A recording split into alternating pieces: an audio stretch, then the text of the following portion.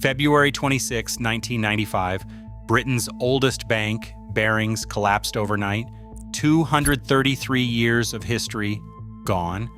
The bank that financed the Napoleonic Wars, that held the Queen's money, destroyed completely. The cause? One 28-year-old trader sitting in Singapore. His name was Nick Leeson, and his unauthorized trades lost $1.3 billion, more than the bank's entire capital. This is the story of how a working-class kid from London brought down one of the world's most prestigious financial institutions from 9,000 miles away. To understand how this catastrophe happened, we need to understand who Nick Leeson was and how he ended up with so much power. Leeson wasn't some Ivy League educated finance prodigy. He grew up in a working-class neighborhood, left school at 18, and started as a clerk at Coutts Bank. He was ambitious, hardworking, and good with numbers, but he had no formal financial education or elite connections. In 1989, he joined Barings Bank in a back-office settlement role, handling paperwork and clearing trades.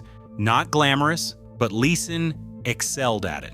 When Barings needed someone to fix operational problems at their Singapore office in 1992, they sent Leeson. He was only 25 years old.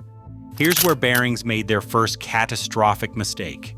They gave Leeson dual responsibilities that should never be combined. He was both the floor manager executing trades and the settlement officer confirming those trades.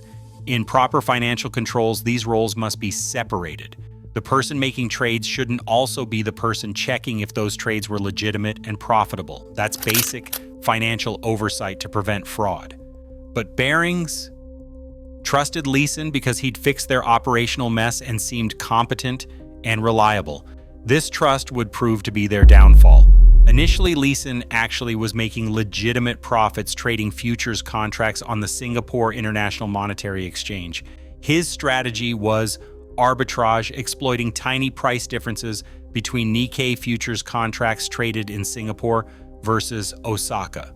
When executed properly, arbitrage is low risk because you're simultaneously buying and selling, locking in small guaranteed profits. Barings was pleased with his performance. The Singapore office was generating impressive returns, and Leeson became seen as a rising star. But what Barings didn't know was that Leeson had started making unauthorized speculative bets on the side. Here's how the fraud began. In July 1992, one of Leeson's junior traders made a significant error that lost money. Rather than report this loss and face consequences, Leeson hid it in a secret account he created, numbered 88888. In Chinese culture, 8 is a lucky number. Leeson thought he could trade his way out of the loss and close the account before anyone noticed. This is the classic gambler's mentality that destroys traders. Instead of cutting losses and admitting mistakes, you double down hoping to recover. Leeson started making increasingly large unauthorized trades, betting that Japan's Nikkei stock index would remain stable or rise. Every time he lost money, he hid those losses in account 88888 and made even bigger bets trying to recover. The problem was that Leeson's strategy required the Nikkei to stay within a relatively narrow range. He was selling options, collecting premiums, and betting that the market wouldn't move dramatically. This works beautifully in stable markets. In volatile markets, it's catastrophic. Throughout 1993 and 94, Leeson kept doubling down. The losses in the secret account grew from thousands to millions to tens of millions. But because he controlled both trading and settlements, nobody at Barings headquarters in London knew what was happening. They saw reports showing profitable trading and were delighted. What they didn't see was the hidden account accumulating massive losses. Then came January 17th, 1995. A massive earthquake struck Kobe, Japan, killing over 6,000 people and causing enormous economic damage. The Nikkei crashed immediately, falling sharply in response to the disaster. Leeson's positions, which bet on stability, were suddenly underwater by hundreds of millions. A rational person would have admitted defeat, closed the positions, and confessed.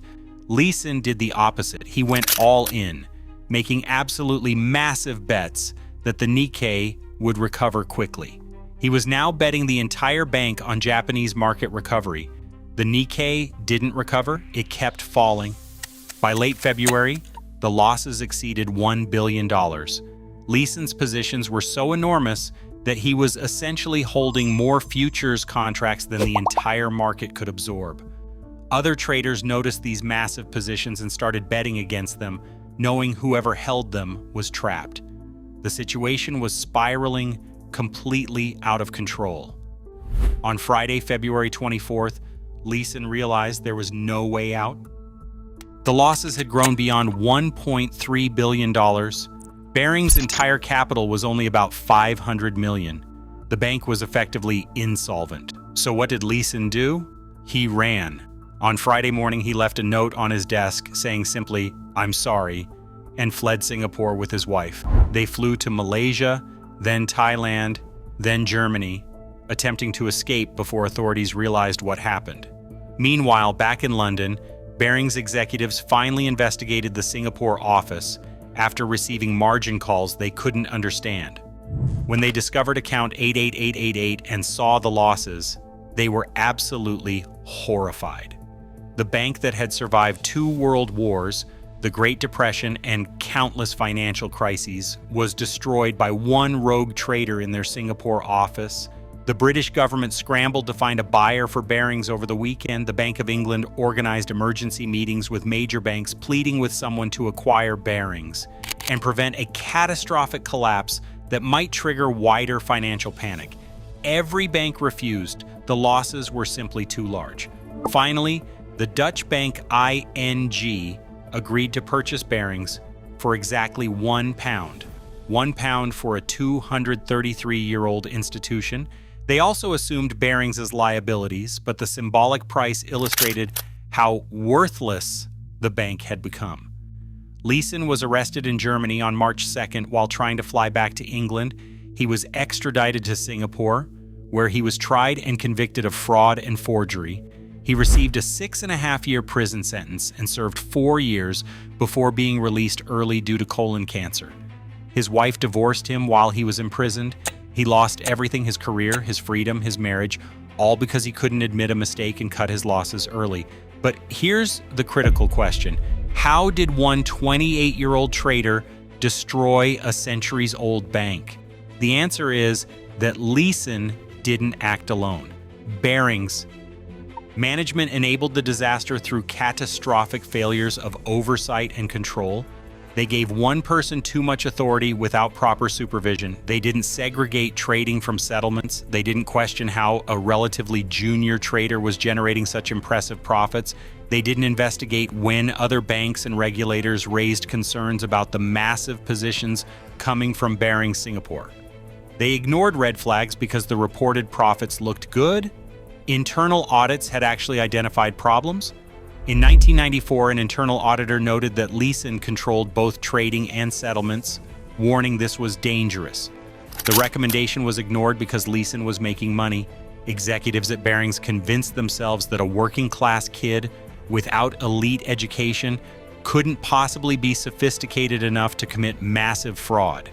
This class-based assumption, combined with greed and negligence, created the perfect environment for disaster. The regulatory failures were equally stunning.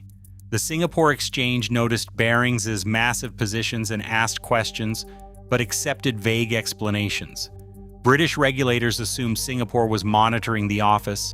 Singapore regulators assumed London was in control. Everyone assumed someone else was watching, so nobody actually was. This regulatory arbitrage, where banks exploit gaps between different jurisdictions, remains a problem in global finance today. The Barings collapse had massive consequences beyond one failed bank. Thousands of employees lost jobs through no fault of their own. Investors lost money. Britain lost a historic institution and international prestige. The financial industry was forced to completely rethink risk management and trader oversight. Banks implemented much stricter controls, separating trading from settlements. Position limits were established, real-time monitoring systems were created. The phrase rogue trader entered common vocabulary. and Nick Leeson became the cautionary tale of what happens when controls fail. Leeson later wrote a book called Rogue Trader and became a speaker on risk management and ethics, which is darkly ironic. The man who destroyed Barings now lectures corporations on preventing exactly what he did. Some view this as redemption, others see it as profiting from his crimes. He's expressed remorse, but also blamed Barings management for enabling his fraud through negligent oversight, which is partially fair, but doesn't excuse his actions. The real lesson here isn't just about one bad trader. It's about organizational culture, oversight failures, and what happens when institutions prioritize profits over controls. Barings was so focused on the money Leeson appeared to be making that they didn't ask hard questions about how he was making it. They wanted to believe in the golden goose, so they ignored warning signs until it was catastrophically too late.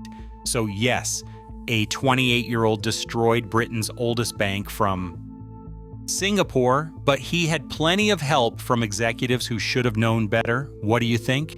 Was Leeson entirely to blame, or did Barings management enable the disaster? Drop your thoughts in the comments and subscribe for more stories of financial catastrophes.